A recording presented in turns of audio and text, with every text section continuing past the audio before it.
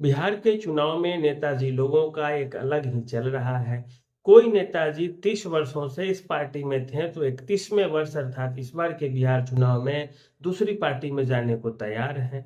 कोई तीसरी पार्टी का है तो कोई चौथी पार्टी में चला जा रहा है। सबको लग रहा है कि हम क्यों इसी उम्र में राजनीति से संन्यास ले लें। दोनों खेमे से कई कई पार्टियां चुनाव लड़ रही है। इस कारण से नेताओं की भीड़ इतनी ज्यादा हो गई है बिहार में कि टिकटों का जो बंटवारा है वो नया झोल पैदा कर रहा है। प्रशांत किशोर ने तीसरा मोर्चा खोल रखा है, लेकिन वहां से भी वही टिकट से चुनाव लड़ेंगे जो जनसुराज के पुराने नेता है। ऐसे में तो इन नेता नगरियों की बड़ी हालत बेकार सी हो गई है। एक पुराना जो गाना था बॉलीवुड का कि कभी आर कभी पार लगा तीरे नजर सैया घायल किया रे तूने मोरा जिगर, तो वही है, कभी आरजेडी कभी जेडीयू कभी बीजेपी कभी कांग्रेस। और सारे के जो समर्थक है वो अफवाहों में फंसे हुए हैं कि हम वोट दें तो दें आखिर किस नेताजी को। अगर नेताजी को देते हैं तो फिर पार्टी का क्या होगा। अब तक जो 25 वर्षों से लोग एक पार्टी को वोट देते आ रहे थे, अब वो तो नेताजी ही बेचारे बदल गए। अब इनके चक्कर में पूरी पार्टी बदली जाएगी, और पार्टी बदलेगी मतलब उनके पूरे नीतियों को पूरी जनता स्वीकार कर ले, इसकी संभावना कितनी है बड़ा मुश्किल है कहना। मुकेश सहनी की पार्टी से एक नेताजी चुनाव लड़ते हैं, और नेताजी चुनाव लड़ते हैं और मुकेश सहनी की पार्टी विकासशील इंसान पार्टी से बेचारे जीत भी जाते हैं यादव जी। और यादव जी जीतने के बाद भाजपा में आ जाते हैं। देखते हैं कि मुकेश सहनी का तो कुछ चल नहीं रहा है, और भाजपा उनको मिश्री लाल यादव जी को बड़े अच्छे से रखी भी थी। अब समय पर जब देखें मिश्री लाल यादव जी कि हमारा तो टिकट ही कट रहा है, इधर से तो मैथिली ठाकुर आ रही है भाजपा से, आनन फानन में इस्तीफा देते हैं। और वही नेताजी लोग जो बयान देते हैं इस्तीफा के समय कि इस पार्टी में जो उनकी जाति होगी, पहले वो बोलेंगे कि इस पार्टी में हजाम जाति की अब बात नहीं सुनी जा रही थी, अति पिछड़े दलित अल्पसंख्यक का बात नहीं सुना जा रहा था, इस कारण हम इस्तीफा दे रहे हैं। कोई भी नेता हो इस्तीफा देते समय यही बोलता है।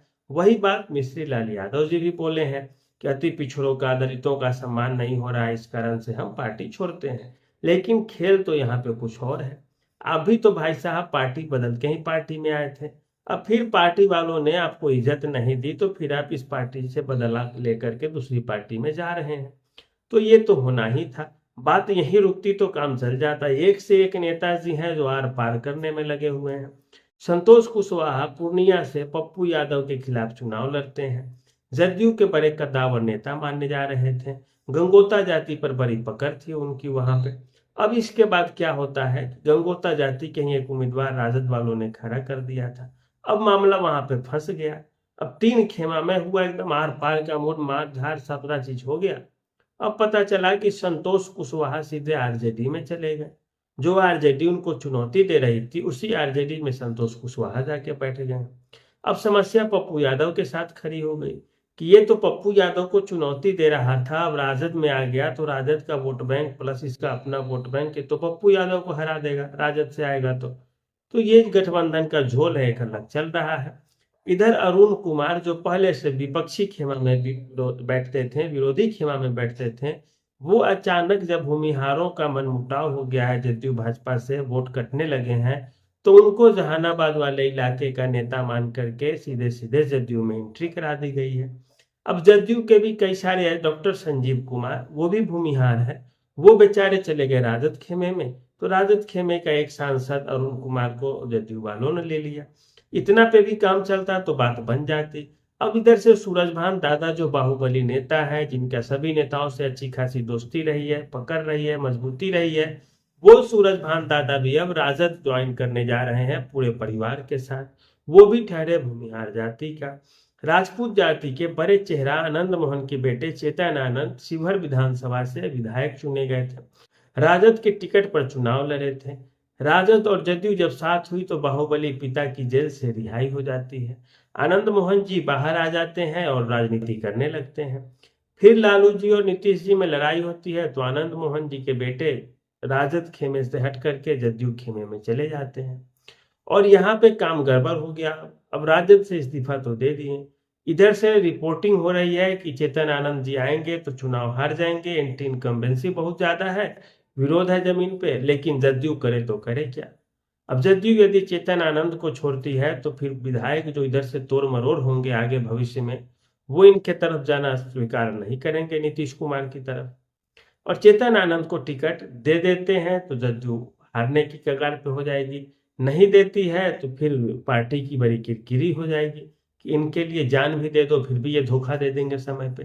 तो इस तरह से एक तरह से और राजपूतों का अपमान भी हो जाएगा। यदि पार्टी छोड़े चेतन आनंद तो वो भी बोलेंगे आके कि सवर्णों के साथ न्याय नहीं हो रहा, राजपूतों के साथ अन्याय हो रहा, पिछड़ों दलितों मुसलमानों के साथ अन्याय हो रहा जदयू में, इसलिए मैं इस्तीफा देता हूँ।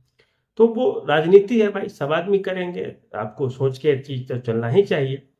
तो ये भी एक बहुत बड़ी समस्या है बिहार के चुनाव में, बिहार की राजनीति में।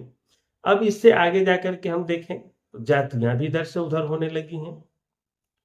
सवर्ण जातियों में आने वाली भूमिहार जाति एनडीए का वोट बैंक मानी जा रही थी 2005 से 2025 तक। अब उस जाति के लोगों को राजद वाले अपने पाले में करने में लगे हैं, उनके बड़े बड़े नेताओं को जगह दिया जा रहा है, कुछ अनाप शनाप बोलने से सब लोग बच रहे हैं। अब मामला सीधा सा है कि लोग जाएंगे ही। कुशवाहा जाति के लोग, जो कुर्मी कुशवाहा समीकरण बनता था, नीतीश कुमार के साथ समझे जाते थे, कुशवाहा के कई बड़े चेहरे को राजद ने जगह दी है, जमीन दिया है, और अब कुशवाहा जाति राजद की ओर शिफ्ट होती हुई दिख रही है। भाजपा भी बाप बाप कर रही है कि कुशवाहा अलग हो गए तो फिर मुश्किल है, तो सम्राट चौधरी को उप मुख्यमंत्री बनाया। भूमिहार अलग हो गए तो फिर भाजपा की लड़ाई कौन लड़ेगा मजबूती से, तो विजय सिन्हा को उप मुख्यमंत्री बनाया। लेकिन राजद ने तो कर दी सेंध मारी और हो गया खेल। अब नेता दोनों साइड से हैं। अब उधर से सूरजभान दादा आ रहे हैं तो इधर से अरुण कुमार को ले आओ, वो भी भूमिहार है जहानाबाद के इलाके से।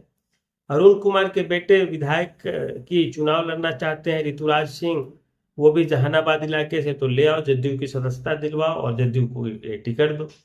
अब वहां से जो चुनाव पहले लड़े थे अब उससे आनाकानी होगी। तो नेताजी लोगों का कोई भरोसा नहीं है कौन कब किधर हो जाए।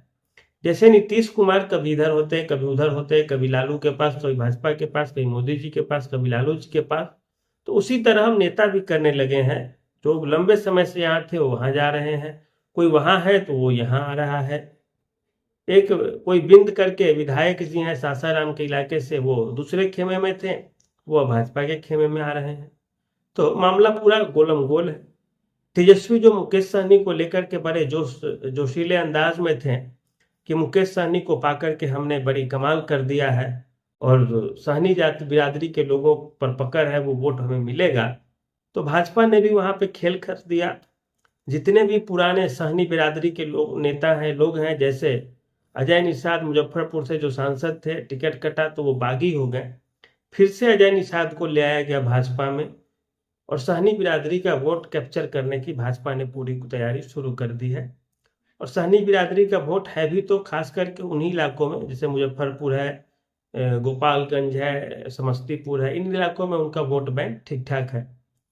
तो यहाँ पे बड़े नेता को ले आ रहे हैं भाजपा वाले भी। तो मामला बड़ा अटम पटम वाला हो गया है कि भाई किसको दे तो क्या दे, नहीं दे तो क्या दे। और एक और जो खेल हो गया है कि प्रशांत किशोर भी आ गए हैं इस बार, तो डैमेज तो बड़ा कर रहे हैं, जदयू का, भाजपा का, राजद का भी कर रहे हैं वो। तो इस अंदाज से भी आप देखें तो आपको एक चीज अब समझ में आने लगेगी कि बिहार चुनाव में एनडीए की हालत, नीतीश कुमार भाजपा की हालत उतनी अच्छी नहीं है जितना कि टीवी रिपोर्ट वाले दिखा रहे हैं। सरकार बनते हुए नहीं दिख रही है किसी भी पार्टी की। नीतीश बड़े अच्छे चेहरे हैं, ईमानदार हैं, साफ सुथरे हैं, लेकिन आसपास वाले अच्छे नहीं हैं। आरोप लग रहा है उन लोगों पे। भ्रष्ट व्यवस्था हो गया है बिहार का, लोगों में गुस्सा है काफी ज्यादा। 125 यूनिट बिजली, महिलाओं को 10-10, 11-11 हजार रुपए पेंशन की राशि, ये सारी चीजें तो ठीक है, लेकिन वही है, मिठाई खिला के एक थप्पड़ दे देना किसी को, वो वाली नौबत है। और जब जात पात कीजिएगा तो फिर जातीय समीकरण बन ही जाएगा। और इस बार तो एक और बैठा है जिसकी कोई जात ही नहीं है, जनसुराज, किताब छाप, बैग छाप, स्कूल बैग छाप। तो ये चीजें देखिए, बड़ा इस बार नौटंकी सा लग रहा है। और सरकार अपने दम पर बहुमत लेती हुई नहीं दिख रही है। अभी जिस पार्टी की सरकार है वो चिराग नाराज चल रहे थे, अब उपेंद्र कुशवाहा ने कहा है कि अभी कुछ भी क्लियर नहीं है, ध्यान दीजिए। मांझी जी हैं, वो भी नाराज चल रहे हैं। तेजस्वी अब माथा पीट रहे हैं कि मुकेश सहनी को हम जितना समझे उतना फायदा नहीं हो रहा। अब सवर्णों के दरवाजे तक राजद पहुंची है।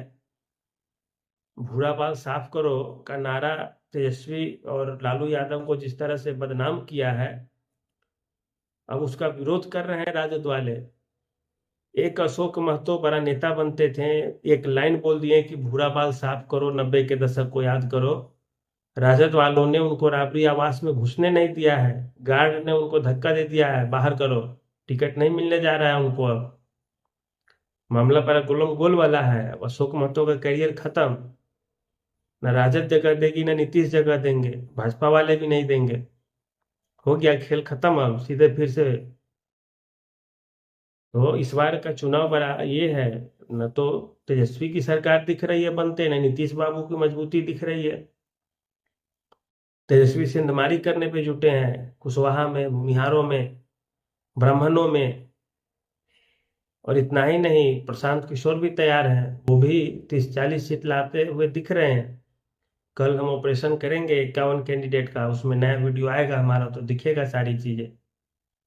आज तो छोड़ देते हैं, लेट हो गया है ज्यादा। तो खेल बड़ा ही है ये, राष्ट्रपति शासन लगने के ज्यादा आसार दिख रहे हैं, बशर्ते की सरकार किसी की बन जाए। नीतीश कुमार से थोड़ा भी कम तेजस्वी इस बार नहीं दिख रहे हैं हकीकत में, कहीं कहीं तो वो आगे ही दिख रहे हैं। नीतीश कुमार का चुप्पा वोट बैंक है, इस कारण थोड़ा बाजार अभी बना हुआ है कि हर बार लगता है कि नीतीश हारेंगे हारेंगे, लेकिन सीट आ जाती है। वोट चुप्पा है नीतीश कुमार के पास, और राजद के पास बोलकर वोट है। यादव जी है, हल्ला मचाते हैं, मुसलमान है, जोर से वोटिंग करते हैं। और इस बार के चुनाव में भी 2-3 जातियां जो आ रही है, जैसे भूमिहार है, कुशवाहा है, ये सहनी है, मल्लाह जाति है, तो ये सब भी आक्रामक जाति है। भूमिहार बुद्धिजीवी जाति है, वो उस तरह से नहीं करेगा, आक्रामकता के साथ पेश नहीं आएगा, लेकिन एक्टिव जाति है, वो हल्ला मचाएगा, वो प्रदर्शन करेगा, वो दिमाग देगा, वो समीकरण बना लेगा कुछ न कुछ। तो खेल बड़ा गोलम गोल वाली स्थिति है इस बार के बिहार चुनाव में।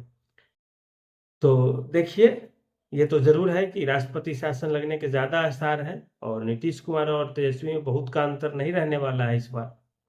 सीटों की संख्या में भी अंतर होगा तो बहुत कम का, 10-5 ऊपर नीचे, क्योंकि ज्यादातर सीट तो इधर जनसुराज वाले भी मार दे रहे हैं।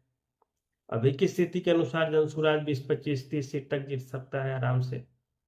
और इस बदले समीकरण की व्याख्या करना अभी के बस की चीज नहीं है, वो धीरे धीरे हम करेंगे आपके साथ। तो आज के लिए इतना ही रहने दीजिए। धन्यवाद, नमस्कार।